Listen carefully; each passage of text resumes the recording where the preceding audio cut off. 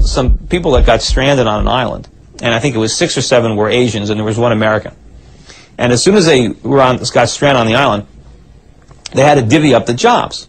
And 1 Asian was given the job of fishing. The other one was hunting. One of them got a job of gathering firewood, you know. So they all had jobs, and the American was assigned the job of eating. And so at the end of the day, they would all gather around and prepare this feast, and the American would sit there and eat it. And he wouldn't eat it all. He'd leave just enough crumbs so he can give it to the 6 Asians so they can go on and repeat it again tomorrow. Spend all day preparing a meal for the American to eat. And now the way modern economists would look at it, they would say, well, this American is vital to the whole island economy. Without him, nobody would have to fish, nobody would have to hunt, nobody would have to gather firewood. I mean, he's creating all this employment on the island. But the reality is, every Asian on an island, his lot in life would be dramatically improved if they kicked the American off the island. Because now they'd have a lot more to eat. Or maybe they wouldn't have to spend all day hunting and fishing, and they can, you know, they can lie on the beach a little bit.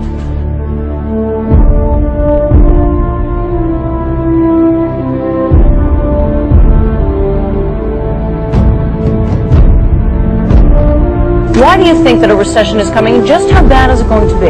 I think it's going to be pretty bad, and whether it starts in 07 or 8, I think is immaterial, and I also think it's going to last not just for quarters, but for years. And what's going to happen in 2007 is a lot of these artificially low ARM payments are going to be reset upward.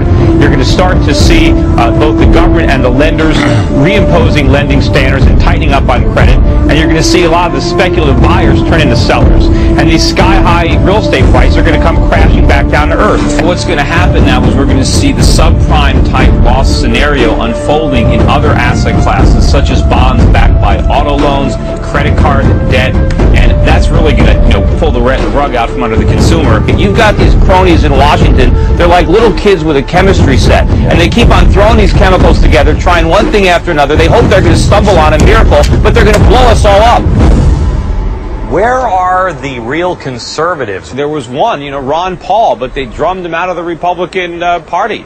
He's talked about all this, he's warned about all this, but everybody has ignored him, and others like him. I mean, I get marginalized in the mainstream financial world, just like Ron Paul has been marginalized in the political world. Ron Paul really has no business being on stage as a legitimate representative of Republicans. So, Congressman Paul, and I'd like you to take 30 seconds to answer this. You're basically saying that we should take our marching orders from Al-Qaeda? Are you suggesting the United States of America caused the attack on 9/11? That Ron Paul is a no one who wanted to make a name for himself. Another question about electability. Do you have any, sir? There's always the question as to whether or not you... When we make a mistake, it is the obligation of the people through their representatives to correct the mistake, not to continue the mistake. And that's what we do on the floor of the... No, we've dug a hole for ourselves, and we've dug a hole for our party. We're losing elections, and we're going down next year if we don't change it. We're going down next year if we don't change it.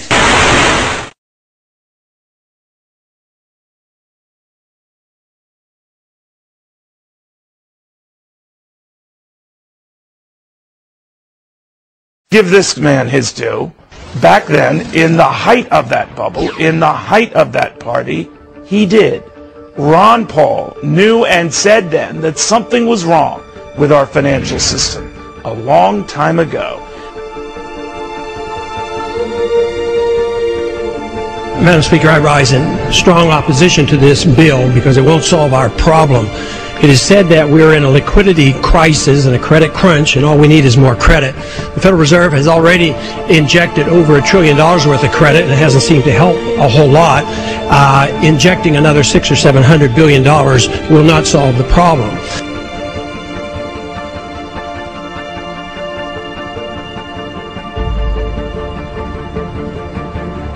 Ron Paul is probably the only politician who is out there now saying, stop all of this spending, all of this spending. David, we have a deficit now of $53 trillion. That means that every American has an implicit mortgage of over $175,000 each. Each household has an additional implicit mortgage of over $400,000 each.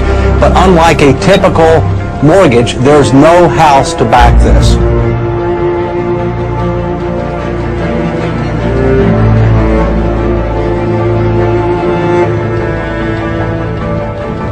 This is the reality of the crisis in the U.S. economy.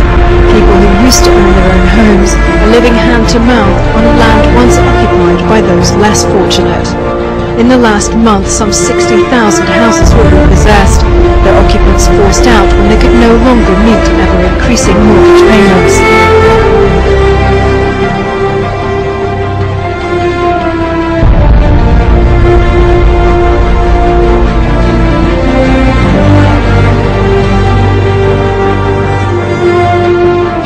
Governments are buying strategically critical American assets and at an alarming rate.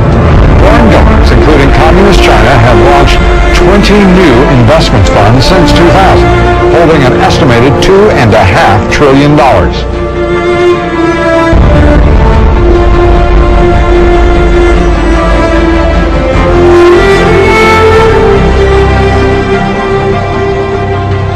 Long term, this is disastrous because everything we're doing here, everything we've done for 6 months, we've already pumped in $700 billion. Here's another $700 billion. This is going to destroy the dollar.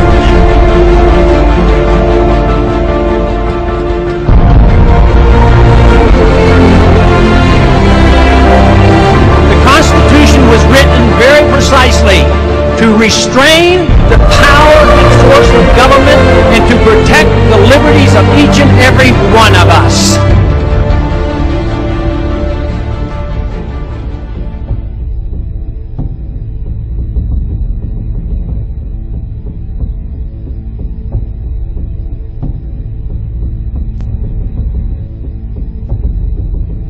This has nothing to do with free market capitalism. This has to do with a managed economy, an inflationary system, corporatism, a special interest system. For the past several years, everybody thought we had a real economy. We didn't. We had a bubble. All we did is borrow trillions of dollars from the rest of the world, and we blew all the money on consumption. We can't pay the bills. The asset bubbles that were inflated by reckless monetary policy are deflating around us. We're looking at a symptom. We're looking at the collapsing of a market that was unstable. It was unstable because of the way it came about. It came about because of a monopoly control of money and credit by the Federal Reserve System, and that is a natural consequence of what happens when a Federal Reserve System creates too much credit. This wasn't created by the free market. All this excess leverage is there because of the government. It's there because of the Fed. They did this. They infected us with this disease. The fact that all these companies are now dying. How did Wells Fargo make stupid home equity loans? What they did is they provided Wells Fargo and all these companies with free money, and they let them go out and leverage it up.